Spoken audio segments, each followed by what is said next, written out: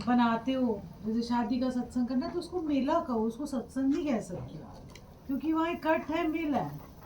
आप जाओ एंजॉय करो, वहाँ पर ध्यान लगाने नहीं जा सकते। आप ये नहीं करते, आजकल लोग सिंगर उठा के ले आते हैं, है ना, एक रस नहीं आता।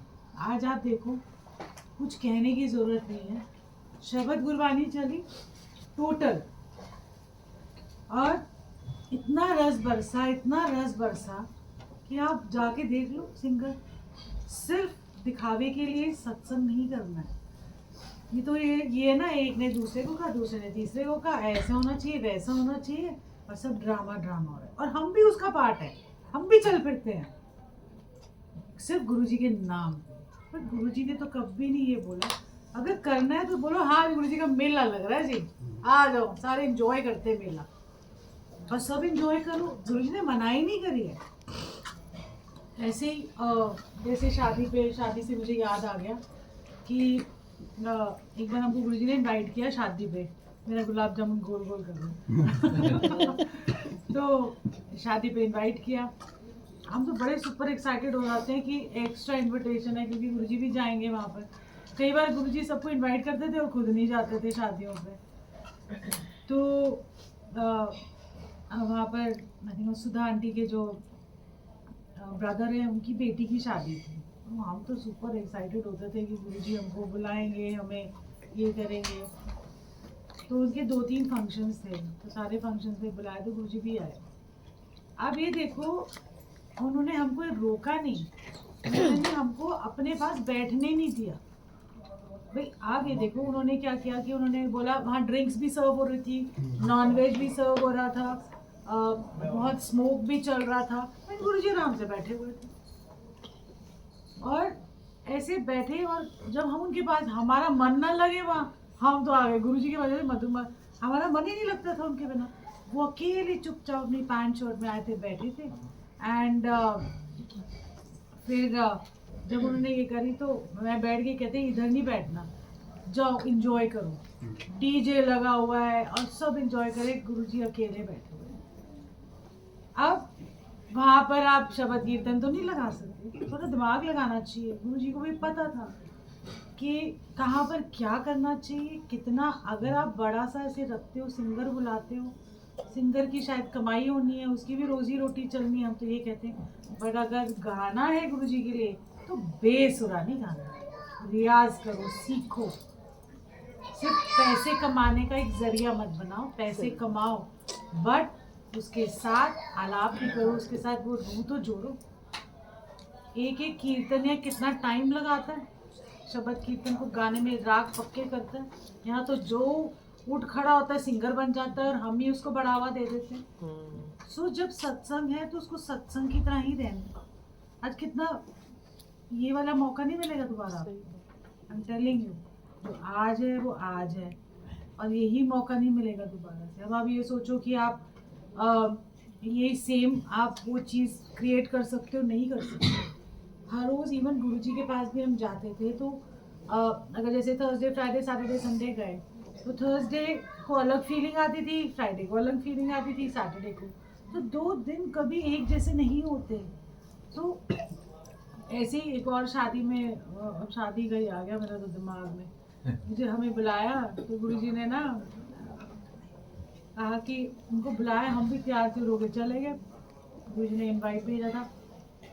अब गुरुजी को अच्छा लगता है अपनी संगत के साथ रहना, यू नो, हमें इस लेवल पे, जैसे मैं यहाँ बैठी, ये मतलब गुरुजी का आसन ऊपर लगा दो और इधर बैठो, तो गुरुजी को बिल्कुल भी पसंद नहीं था। वहाँ गए तो जैनियों की शादी थी, पता नहीं किसकी शादी थी, तो उन्होंने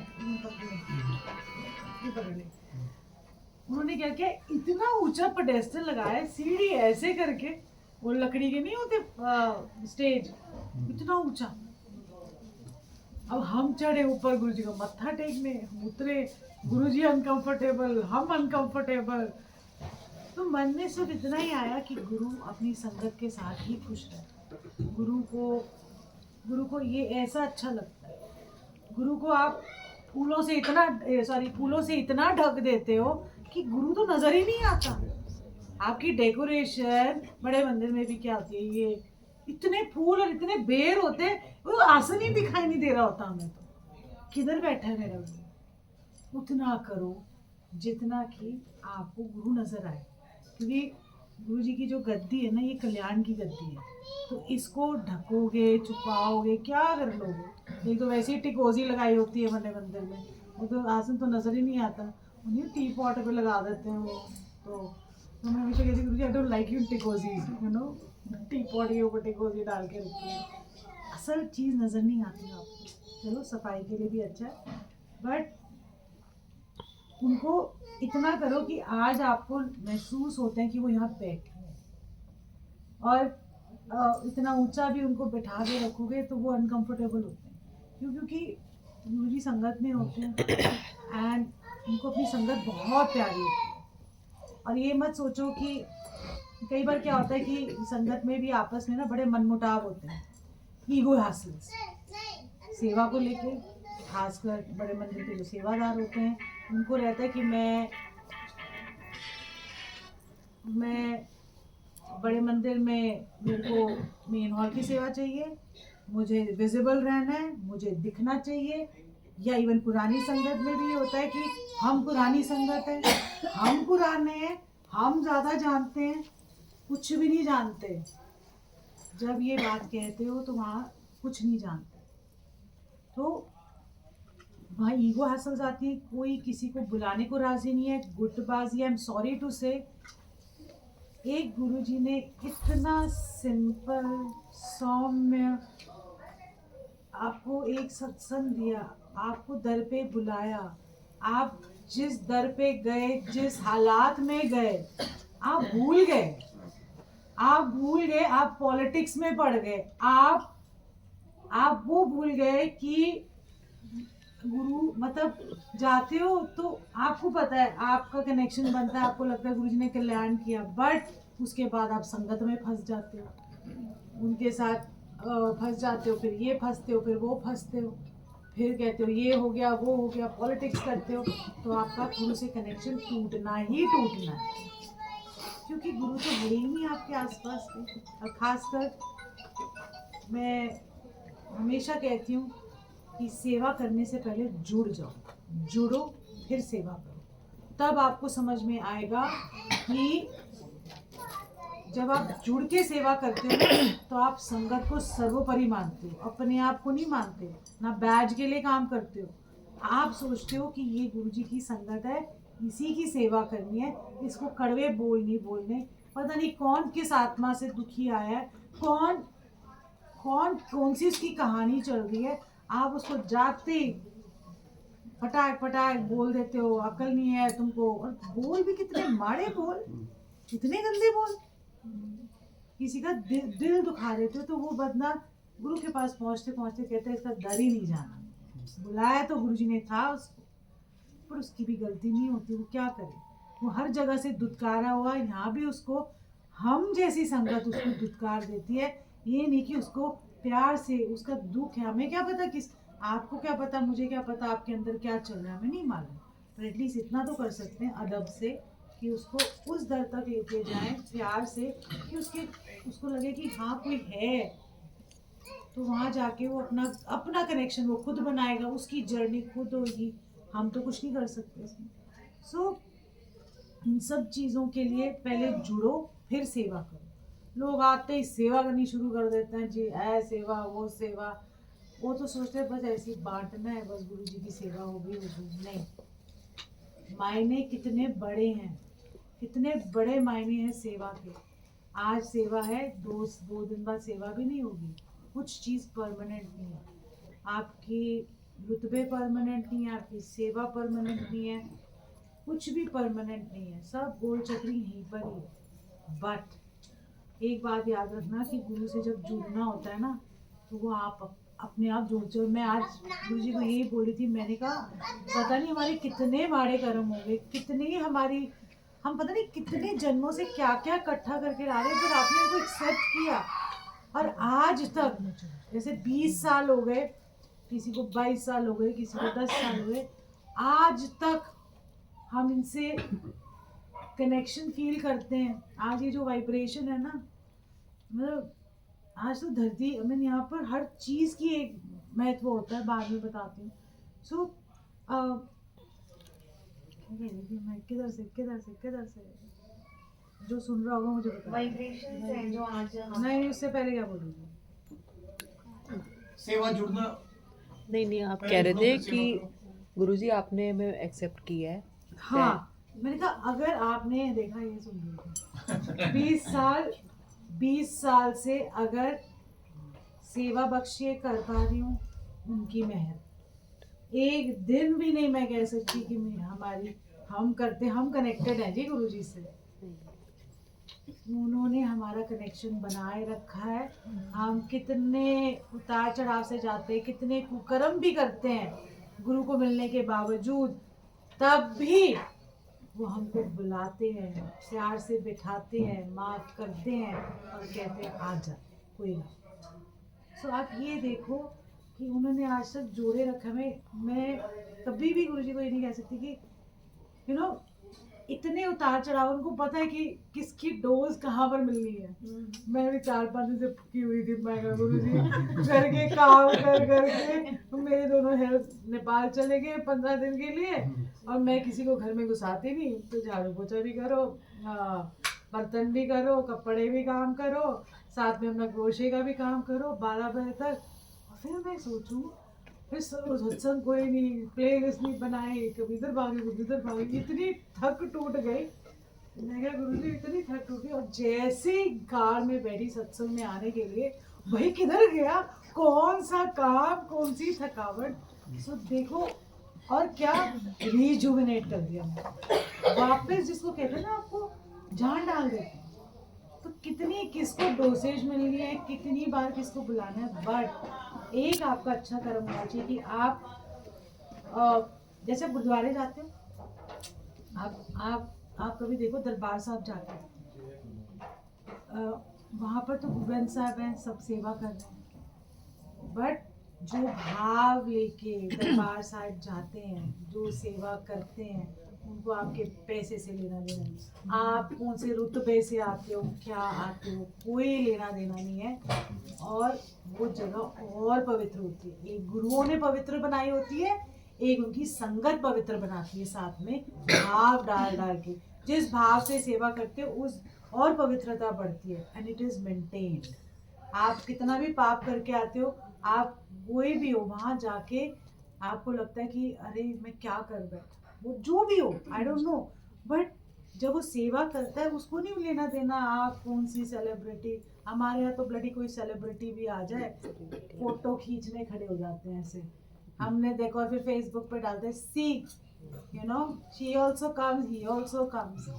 the biggest celebrity is Guruji. वो हीरा है, हम पत्थर के पीछे भाग रहे हैं और हम हीरे को छोड़ दें। तो हमें पहचान नहीं है, तो अगर नहीं भी पहचान है तो उनको पता है कि वो हीरा है, हमें पता है वो हीरा है। सो उनसे जुड़ जाओ। बाकी आप आए हो अकेले, जाओगे अकेले, आपका शरीर नहीं रहेगा, आपके कपड़े नहीं रहेंगे, आपके डायमंड जो पत्थर है, अरे मेरे को तो पत्थर ही पत्थर आजकल जो मैं बोला, मैं को पत्थर खरीद के आया, मेरे को कह रहे नहीं हम डायमंड लाए, अच्छा पत्थर यार, क्योंकि यूजलेस, सिर्फ हमको दिखाना है, दैट इज वाई। बट जब आप जाओगे ना, आपकी चमड़ी, आपके बाल, आपका मेकअप, आपके कपड़े, आपकी कुछ भी नहीं रहेगा।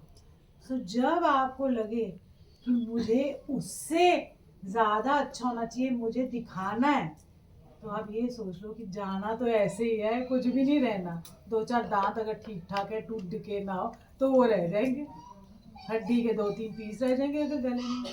तो जस्ट रिमेंबर कि जब आप उस लेवल तक सोचते हो ना कि मेरे पास तो गुरुजी ये नहीं है, मेरे को तो ऐसे बड़ा आदमी बनना है, मुझे ये बनना है ना, आप उससे ये सोचना है कि एंड में तो हमने सबने ऐसे ही जाना है, यू नो नोबडी। किसी को तो चांदी के कास्केट में लेके चले जाएंगे ना, जाना तो उसने वही अग्नि में। So think about it, that जीवन कैसा हो हमारा। उन्होंने तो यही सिखाया ना गुरुवाणी से कि कैसा जीवन हो, सरल, सिंपल। और ये टाइम आ गया है, ये टाइम आ गया है कि संगत should live in simplicity.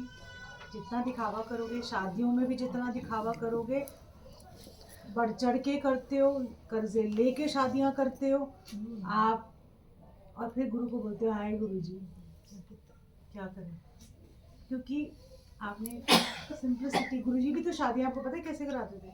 Singla uncle की बेटी की शादी थी, गुरु जी ने कहा सिर्फ 50 लोग होंगे उधर, एंड किसी संगत को नहीं बताना, किसी को नहीं बताना, और चुपचाप शादी करके आ जाए। कहने को तो कर सकते थे, कुछ भी कर सकते थे, पर गुरु जी कहते नहीं, ऐसे ही करके आना। ऐसी कितनी शादियां सिंपलिसिटी में कराई हैं हम। इतना बड़ा शादी कर लेते हैं और फिर नाम गुरु जी का लगाते हैं, गुरु जी ने करवा दी जी, बहुत बढ़िया शादी। और जो बेचारा नहीं करवा पाता कहते इसकी तो गुरु जी ने शादी बढ़िया करवा दी, मेरा तो मैंने इतना मांगा, मुझे तो वो भी नहीं मिला। So do not put everything on Guru ji, you can not, आप नहीं डाल सकते। उन्होंने कहा सिंपल जीवन जियो, आप ताम झाम दे के बोलते ओके गुरु जी ने तो मुझे बोला ऐसे करना है। आज आप देखो कितना सिंपल है, क्या हमारी नजर इससे हट रही है? नहीं, हमारा ध्यान कहीं और जा ही नहीं रहा कि इधर गेंदे का फूल लगाया है, उसकी वो नहीं लगा, उसका ये नहीं लगा, इतना बड़ा यहाँ पर लगा के, it doesn't matter. So ultimately बहुत बड़े सत्संग है, मेला है, अगर घर के अंदर सत्संग है तो रियल सत्संग आप कर लो, जाके ध्यान लगा लो, चले जाओ, मन ही नहीं लगता। हमारी तो आदत ही बड़ी गंदी हो गई है, हमसे तो कोई टिकाव ही नहीं आता हमको। हम तो कहते जयराम जी की ना सत्संग में हमको ऐसे बुलाओ, ना हम आए, ना हमें चाहिए, हमें तो सिर्फ गुरु चाहिए, हमें गुरु चाहिए। सत्संग में जाते हो तो गुरु के साथ कनेक्ट होने जाते हो, बड़े मंदिर जाते हो तो गुरु जी से मिलने जाते हो। कौन जाता है आजकल? तो कहते हैं अपनी प्रॉब्लम्स पहले तो गुरु जी को बताए, फिर गुरु जी को मिल लेंगे बाद में। कौन एक दिन उठ के चले जाओ ना, बोलो आज गुरु जी मैं आपसे मिलने आई हूँ, आ जाए, आज बस सिर्फ मैं और आप बस मिलने आए, दुनिया भर के Karma Sharma I don't care, पर एक दिन ऐसा है कि मैं आपसे मिलने आई हूँ, बस आपसे, दैट इज ऑल। कभी गुरु को भी खुश कर दो यार, गुरु को मतलब गुरु को यही चाहिए आपसे, और कुछ नहीं चाहिए। आप दे भी नहीं सकते, हम भिखारी कटोरा ही हैं लेके जाते, कोई डायमंड वाला कटोरा लेके आते, आप सोचते यार मांग तो वो भी रहे डेकोरेटेड डायमंड कटोरे में, आप मे भी मिट्टी का लेके जा रहे हो कटोरा, बट आपको ना उसकी चमक नजर आती है डायमंड की, पर वो जो खाली कटोरा है और जो उसकी व्यथा है वो नहीं दिखती, आप उसके पीछे भागते हो। सबसे ज्यादा प्रॉब्लम तो ये है। तो उन्होंने सिंपलिसिटी सिखाई है, और अल्टीमेटली उनसे कनेक्ट हो, यही जन्म है। अगले जन्म में अगर गुरु ना मिला तो, अगले जन्म में ये फीलिंग ना मिली तो, what are you going to do? You can not do anything. So और वो बताती ना, जब वो प्रॉब्लम देते हैं ना, वो इकट्ठी देते हैं, भाई क्या हो रहा है गुरुजी, आग आप ना बैठे हो, आस पास सारी आग, सेक ही सेक लग रहा है, सेक भी लग रहा है, पता भी है गुरुजी भी है, थोड़ा थोड़ा सेक लग रहा है, बट ये याद रखना कि जिस धरती पे आप बैठते हैं ना वो बड़ी ठंडी होती है, तो आसपास का सेक ही नहीं फैलता। जब आपको लगे कि आपकी प्रॉब्लम्स आ रही हैं, आपको बहुत दिल में दर्द है, जब आप सत्संग में आओ ना तो गुरु जी आपका टाइम निकाल देते, ऐसे ऐसे करके, कईयों का 7 साल, कईयों के 10 साल सत्संग में बुला बुला के, करवा के, वो टाइम पीरियड जो आपका डिप्रेशन में जाना था, जो टाइम पीरियड आपका वेलियों में जाना था, जैसे एस्ट्रोलॉजर्स के पास गए, वो गए, वो सब के सब आपका निकाल देते हैं और आपको पता ही नहीं लगता वक्त के। आपको मैं एस्ट्रोलॉजर से एक शॉर्ट सत्संग सुनाती हूँ, देन आई थिंक देन आप लोगों को भी छुट्टी चाहिए होगी।